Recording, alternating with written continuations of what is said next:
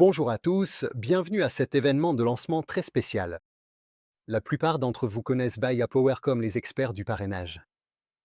Depuis plus de 10 ans, nous vous aidons à faire de vos clients vos meilleurs vendeurs et plus récemment à gérer les primes de bienvenue. Mais aujourd'hui, nous bouclons la boucle avec la rétention par la récompense.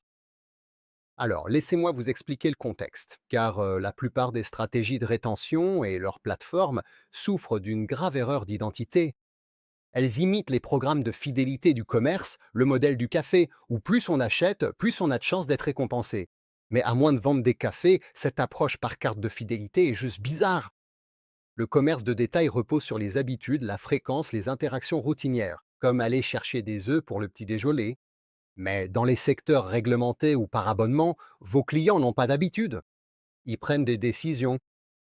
Et bien que votre rôle soit vital, les clients ne se réveillent pas chaque mardi en décidant d'être fidèles à leur banque ou assureur. La plupart du temps, vous n'êtes qu'un bruit de fond dans leur vie. Vous êtes l'équivalent intellectuel d'une page de conditions générales. C'est vital, mais si quelqu'un dit pensez à vous un jeudi soir, il ment. Les clients ne se branchent sur votre fréquence qu'au 364e jour de l'année, lors du renouvellement, ou si le prix grimpe. Et à ce moment-là, vous n'êtes plus un service. Vous êtes une facture surprise avec un logo. Traiter ces décisions rares mais cruciales comme un simple café, c'est comme tenter d'opérer quelqu'un avec un touilleur en plastique. Et c'est précisément pour cela que nous avons évolué. Nous avons créé la solution lancée aujourd'hui car une récompense ciblée au moment critique agit comme un disjoncteur. Elle coupe le signal de résiliation avant qu'il ne se propage partout. Désormais, la rétention ne doit plus être un silo isolé au sein du marketing. La rétention est un cadre qui doit s'appliquer à l'ensemble de votre entreprise. Vos centres d'appel doivent pouvoir agir de façon cohérente lors des échanges de rétention ou des interactions de services tendus. Le service client et les opérations doivent pouvoir faire des gestes commerciaux après un incident pour restaurer la confiance du client. Les équipes commerciales veulent réaffirmer la valeur lors des échéances de contrat ou des changements de prix avant que le doute ne s'installe. Le CRM veut offrir des moments de reconquête et de reconnaissance ciblés hors interaction directe, là où le timing et la pertinence priment. Je détaillerai notre solution dans un instant, mais d'abord, accueillons notre fondateur et PDG, Gédéon Lasque. Gédéon, ce changement n'était pas un simple projet improvisé.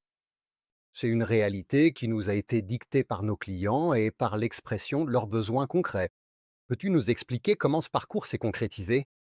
Merci Robin. Bonjour à tous. D'où que vous nous rejoigniez aujourd'hui, que ce soit du Royaume-Uni, d'Italie, d'Irlande, de Grèce, de France, d'Espagne, du Canada, des États-Unis ou d'ailleurs, c'est un vrai plaisir de vous avoir parmi nous. Nous travaillons avec beaucoup d'entre vous depuis des années, et pour ceux qui découvrent Buy a Power, bienvenue. Robin et moi avons pensé co-animer aujourd'hui, car ce dont nous parle n'est pas juste des mises à jour produits ou des éléments de feuille de route. Il s'agit vraiment de l'évolution de ce secteur et du rôle que beaucoup d'entre vous ont joué pour façonner cette évolution.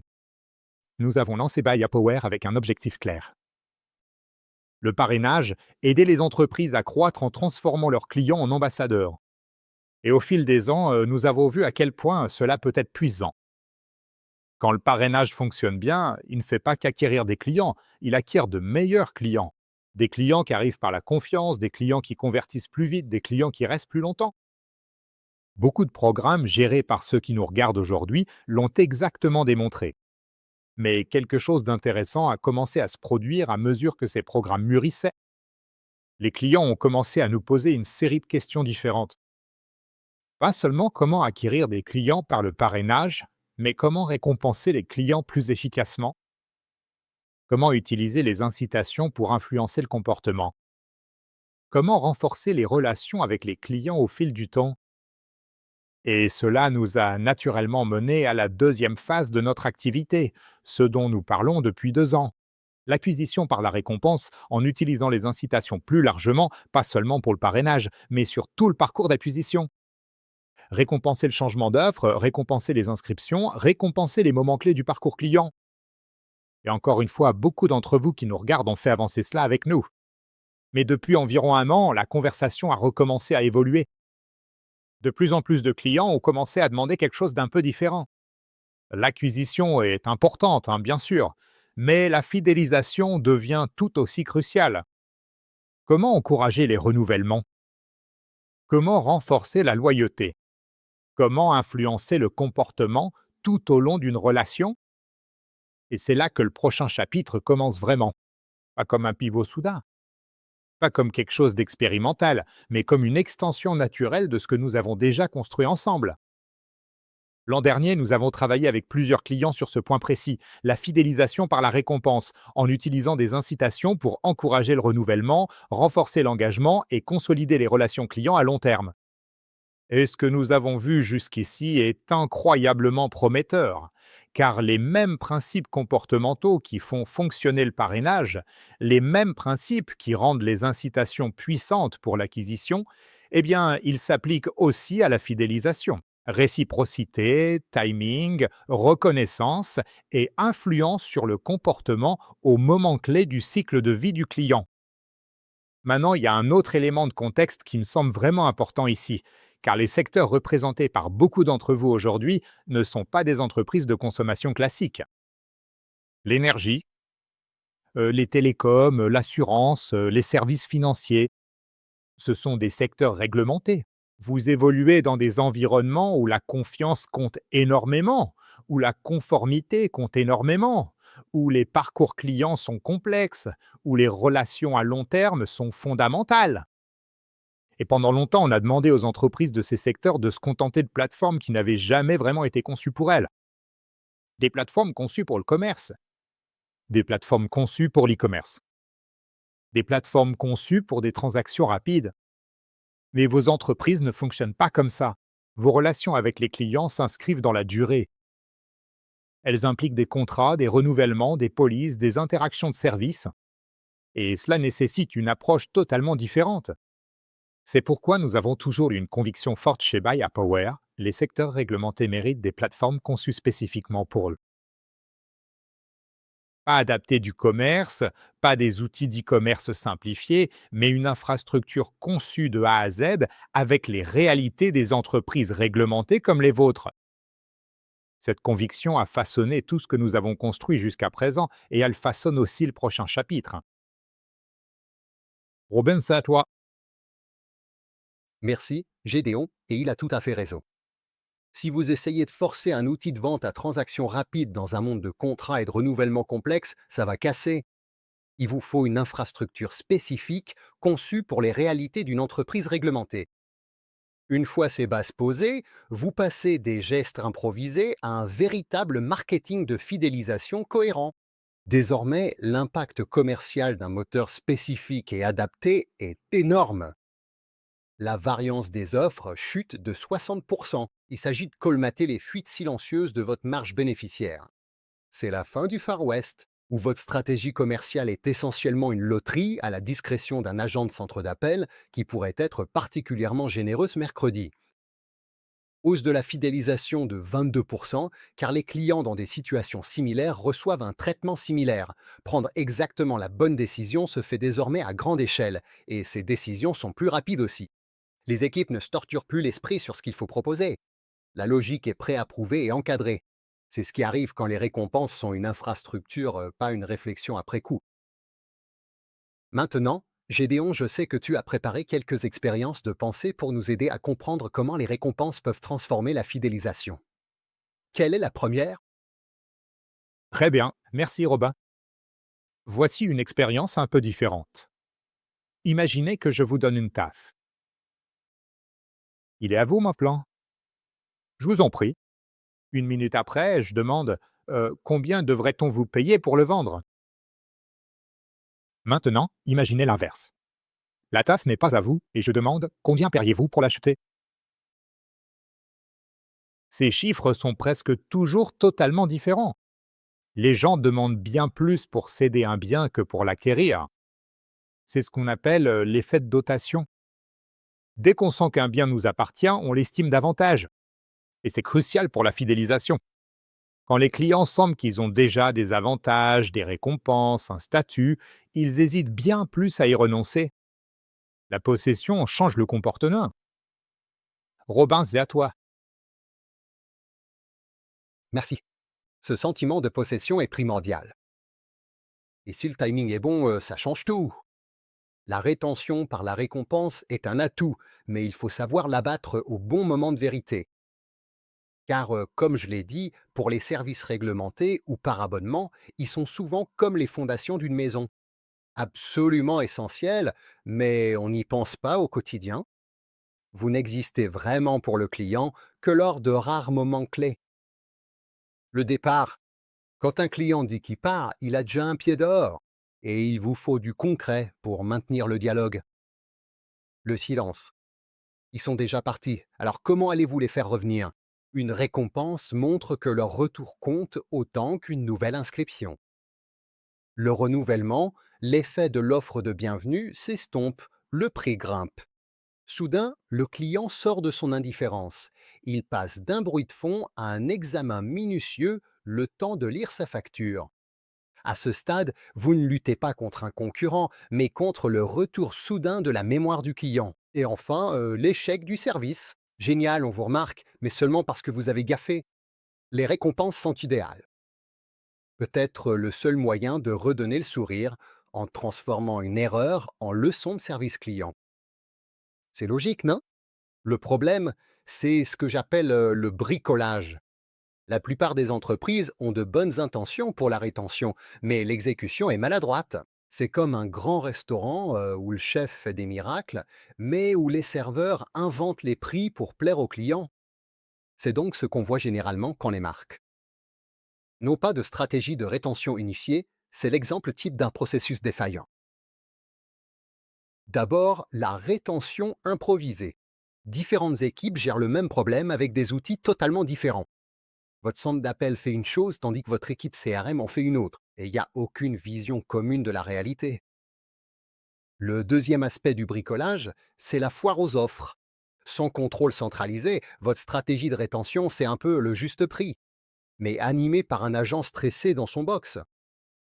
Un client un mois gratuit, le suivant un bon de 20 euros. Parce qu'il a le même chat que l'agent, et votre marge devient un concours de popularité. Soyons honnêtes, Doris est adorable, mais elle ne devrait pas décider de votre EBITDA. Ensuite, il y a l'éducation du client. C'est la partie la plus risquée. Quand on bâcle ces moments de rétention, on finit par apprendre aux clients que celui qui crie le plus fort obtient tout. Vous les incitez à se plaindre ou à menacer de partir juste pour voir ce qu'ils peuvent obtenir. Et enfin, il y a la paralysie opérationnelle. Toute cette improvisation rend les coûts difficiles à prévoir, à expliquer ou à contrôler. Et comme les données sont fragmentées, savoir ce qui fonctionne prend beaucoup trop de temps. Les bonnes approches ne se diffusent pas car elles ne sont pas codifiées. Ce ne sont que des coups de chance impossibles. À reproduire. Bien, Gédéon, avant de voir comment régler tout ça, si tu nous proposais une autre expérience de pensée? Merci Robin. Imaginez une carte de fidélité. Il faut 10 achats pour obtenir une récompense. Maintenant, imaginez une autre carte. Il faut 12 achats, mais 2 tampons sont déjà remplis. L'effort requis est là. Mais laquelle semble plus proche du but?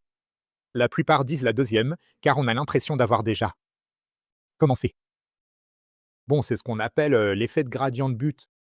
Quand les gens sentent qu'ils progressent vers un but, ils accélèrent leur comportement.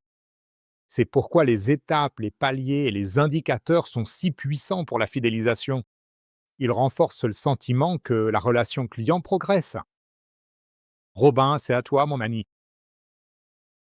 Cet élan que Gédéon vient de décrire, c'est exactement ce que les clients de Buy Power comme Admiral exploitent. Des clients qui nous ont aidés à concevoir cette nouvelle solution. Admiral n'attend pas l'entretien de résiliation pour engager la conversation, ils reconnaissent la valeur. Avant que le client n'aille voir ailleurs, ils utilisent les récompenses pour créer un sentiment d'appartenance avant toute fissure.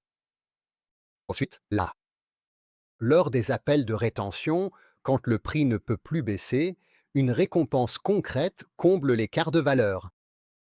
Winnie Iberia passait maître dans l'art de l'excuse en or, transformant une plainte en une réelle raison de rester.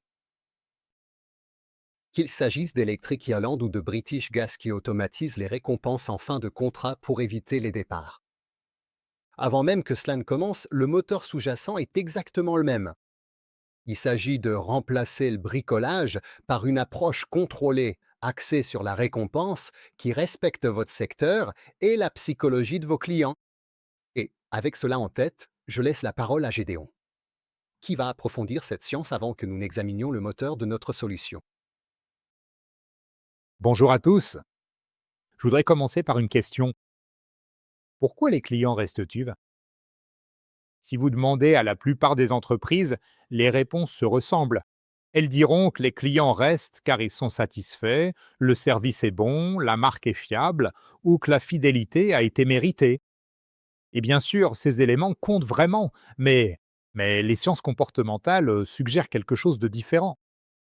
Les clients ne restent pas parce qu'ils sont fidèles, ils restent parce que leur comportement a été façonné, parfois délibérément, souvent accidentellement. En observant de près l'énergie, les télécoms, l'assurance ou la finance, quelque chose d'intéressant apparaît. Les clients ne partent pas au hasard, ils partent à des moments très prévisibles. Ils partent quand un contrat expire? Ils partent quand un avis de renouvellement arrive? Ils partiront quand une facture augmente? Ils partiront quand un concurrent propose quelque chose d'un peu mieux? La décision de partir vient rarement de nulle part. Cela arrive à des points précis du parcours client. Ces points sont des moments comportementaux. Et le comportement, il s'avère, est remarquablement prévisible. Alors, que nous disent les sciences comportementales? Eh bien, depuis 40 ans, économistes et psychologues étudient comment les gens décident. Des chercheurs comme Daniel Kahneman et Richard Thaler ont montré ce qui est désormais admis. L'être humain n'est pas un décideur parfaitement rationnel. On aime le croire, mais en réalité, nos choix sont influencés par des forces psychologiques prévisibles. Nous sommes influencés par la réciprocité. Nous sommes influencés par l'aversion à la perte. Nous sommes influencés par les récompenses immédiates. Nous sommes influencés par les habitudes. Et nous sommes influencés par la reconnaissance. Ces principes se manifestent par peu. Ils influencent la façon dont les gens épargnent. Ils influencent la réaction des gens face au prix. Ils influencent la manière dont les gens décident d'acheter. Et surtout, ils influencent le comportement des gens en tant que clients.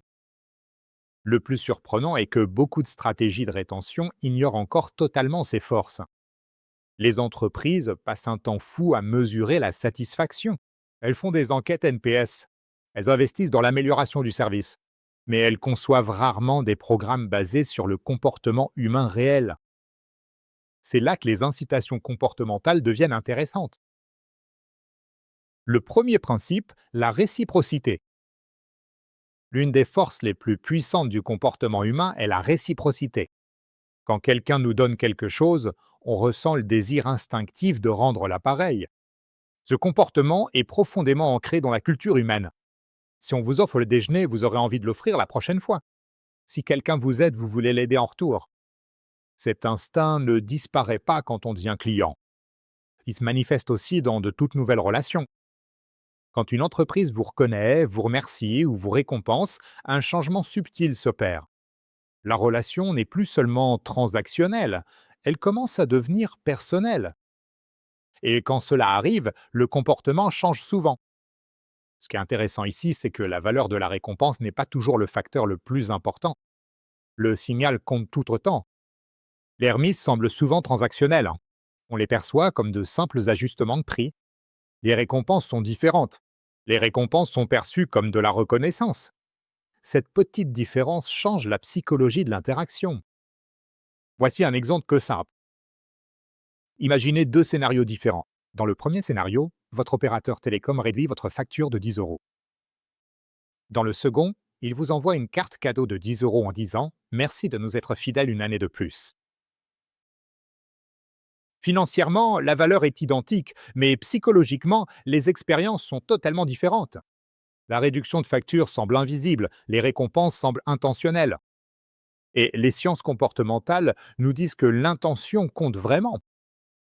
Le deuxième principe, le timing. Un autre principe puissant est le biais du présent.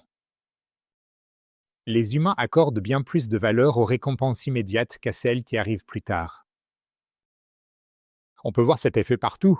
La plupart des gens choisiront 10 euros aujourd'hui plutôt que 20 euros dans un mois, même si attendre serait la décision rationnelle.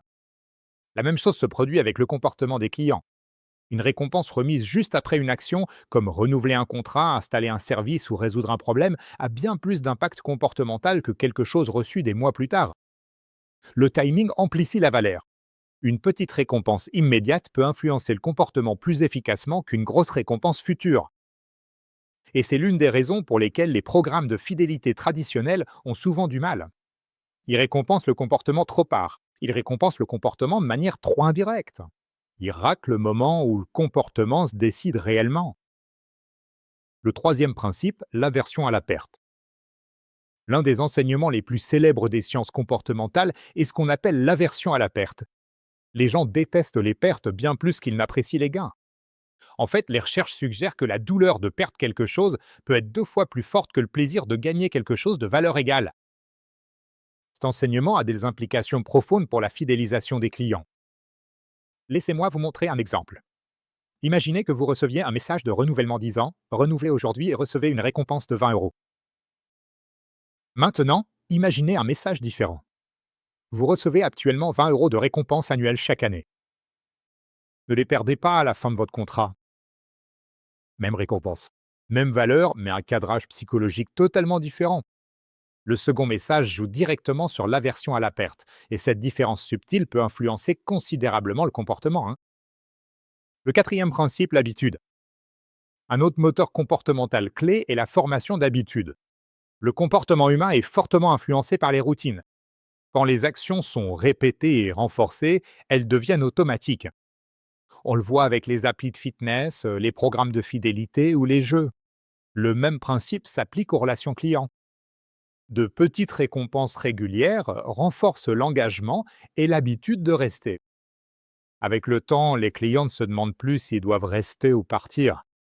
Rester devient simplement le choix par défaut. Le cinquième principe, la reconnaissance. Le dernier principe comportemental que je veux citer est la reconnaissance. Les humains ont un profond désir d'être reconnus. La reconnaissance crée un lien émotionnel. Un simple message de remerciement pour 3 ans de fidélité peut être très puissant, car la reconnaissance renforce l'identité. Les clients commencent à se voir comme des clients fidèles. Et une fois cette identité formée, le comportement suit souvent. Pourquoi est-ce important pour les industries réglementées? C'est là que ça devient intéressant. L'énergie, les télécoms, l'assurance ou la finance ont des cycles de vie clients prévisibles. Les clients renouvellent leurs contrats, les polices sont renouvelées chaque année, les tarifs changent, les comptes franchissent des étapes. Tous ces événements sont des moments où le comportement est susceptible de changer. Les spécialistes du comportement appellent cela des points de décision, des moments où le client décide activement de rester, de changer ou de partir. Ces moments sont précieux car ils permettent d'influencer le comportement, pas par la pression ou des remises agressives, mais par des incitations bien choisies. Il y a donc eu un changement de mentalité. Historiquement, les récompenses servaient surtout à l'acquisition. Parrainage, bonus de bienvenue, bonus promotionnel. Mais ces principes peuvent s'appliquer tout au long du cycle de vie du client. Les récompenses peuvent encourager le renouvellement. Les récompenses peuvent accroître l'engagement. Elles peuvent réparer la relation après un problème de service. Les récompenses peuvent renforcer la fidélité à long terme. En d'autres termes, les incitations ne sont pas que des outils d'acquisition. Ce sont des outils comportementaux. Où intervenons-nous? Chez Buy a Power, nous aidons depuis longtemps les entreprises à acquérir des clients par le parrainage. Le parrainage fonctionne car il allie la confiance entre amis à des incitations bien conçues. Nous avons réalisé que la science comportementale du parrainage peut aussi servir à la rétention. Réciprocité, timing, aversion à la perte, reconnaissance, ces idées s'appliquent à tout le parcours client. C'est pourquoi nous avons développé une approche permettant d'appliquer ces incitations tout au long de la relation client. Encourager le renouvellement, l'engagement et renforcer les relations clients à long terme. La science comportementale étudie la prise de décision humaine depuis des décennies. Les conclusions sont claires. Le comportement humain n'est pas aléatoire, il est façonné par des forces psychologiques prévisibles. Les entreprises qui comprennent ces forces ont une opportunité énorme, car la fidélité n'est pas qu'un sentiment. La fidélité est un comportement, et un comportement peut être façonné. Merci. Génial. Merci, je l'adore. La fidélité est un comportement, n'est-ce pas? Si l'on accepte que le comportement peut être façonné, la question pour vous tous aujourd'hui est quel outil utilisez-vous? C'est le cœur de notre solution. On prend un processus souvent chaotique et improvisé et on le transforme en un circuit de qualité industrielle. On ne se contente pas d'espérer que le client reste, on conçoit l'inertie pour que partir ressemble à une erreur monumentale de leur part. Ça fonctionne en 4 étapes claires. D'abord, le déclencheur. Ça commence par un moment. C'est le signal de votre système ou de vos équipes qu'un client est à la croisée des chemins. Deuxièmement, il y a l'action. On définit le comportement précis que vous voulez influencer. Pas un vague sentiment, mais une action concrète, comme cliquer sur le bouton de renouvellement ou même un petit geste important. Un geste qui fidélise le client, comme télécharger votre application ou s'inscrire aux alertes SMS. Troisièmement, la récompense. On applique une incitation plafonnée et convenue pour avoir un impact sans créer de mauvais précédents pour l'avenir. Et enfin, la livraison, Buy Power gérant toute l'exécution et le reporting de manière sécurisée et cohérente. En suivant ce circuit, les récompenses cessent d'être un outil de négociation désespéré de dernière minute. Elles deviennent un mécanisme de rétention contrôlé que vos équipes peuvent utiliser en toute confiance. C'est ainsi que vous transformez la décision d'un client en quelque chose que vous maîtrisez. Pourquoi Buy Power? Pourquoi ne pas juste acheter 1000 bons Amazon et s'arrêter là? Parce que nous sommes conçus pour les secteurs complexes et réglementés. Nous ne sommes pas un simple outil de vente à l'APK. Notre plateforme fournit une infrastructure conçue pour les milieux où la confiance, la conformité et la cohérence sont les seules choses qui comptent. Dans votre monde, les récompenses sont puissantes, mais risquées si elles ne sont pas encadrées. Notre plateforme sécurise les récompenses à grande échelle, de façon auditable et cohérente pour chaque équipe et canal. Cette sécurité provient d'une division du travail très claire. Vous décidez des moments clés, des actions à influencer et des limites commerciales à ne pas franchir. Vous maîtrisez la stratégie. Notre valeur ajoutée réside dans l'exécution. Offrir aux clients les bonnes récompenses pour les bons comportements, tout en restant transparent pour vos équipes. C'est profiter des avantages d'une stratégie de récompense sans les inconvénients d'un système incontrôlé. Bien sûr, pour qu'une récompense influence le comportement, elle doit être pertinente et voici notre solution. Nous offrons des milliers de récompenses dans de nombreux pays et devises, vous offrant une portée mondiale et une pertinence locale. Mais voici l'astuce, vous accédez à tout ce catalogue via un seul fournisseur, avec une livraison automatisée et sans effort. Vous voulez pas que votre équipe cherche des bons au hasard, comme s'ils achetaient des cadeaux de Noël de dernière minute. Vous voulez utiliser les récompenses en toute confiance à grande échelle, sans les maux de tête opérationnels. Et c'est précisément ce que nous faisons. Nous savons aussi que le changement en entreprise ne se fait pas du jour au lendemain. C'est pourquoi notre plateforme intègre les contraintes réelles.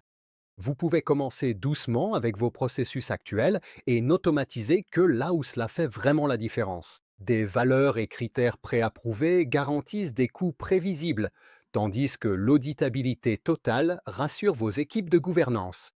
C'est la rétention par la récompense, conçue pour la réalité complexe des directions générales. C'est fait pour résister au stylo rouge d'un responsable de la conformité. Le seul outil de rétention qui traite la gouvernance comme un atout, pas comme un obstacle. Voilà donc la rétention par la récompense selon Buy Power. Le troisième volet du triptyque de la vision globale de Buy Power. Parrainage, acquisition et rétention.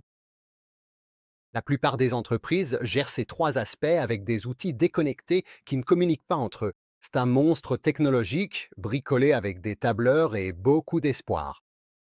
Nous offre une base unique, une plateforme sécurisée, une seule intégration, un reporting centralisé et un seul fournisseur. Cela permet de réutiliser le même système de récompense tout au long du cycle de vie, au lieu d'acheter 3 marteaux pour le même clou. Pour conclure, Gédéon nous a montré que le comportement humain est prévisible, influençable et régi par des forces psychologiques profondes. Je vous ai montré que le bricolage actuel, ce statu quo désordonné, freine votre croissance et pèse sur vos marges bénéficiaires. Le choix n'est pas d'avoir ou non une stratégie de rétention. Vous en avez probablement déjà une. La question est, est-ce une série d'initiatives coûteuses et isolées ou un moteur industriel structuré qui tourne tout seul? Nous avons construit ce moteur. Nous avons codifié la science de la fidélisation. Si vous voulez arrêter de privilégier ceux qui crient le plus fort et favoriser les comportements qui font croître votre entreprise, nous sommes là. Merci de votre attention aujourd'hui, nous resterons en contact.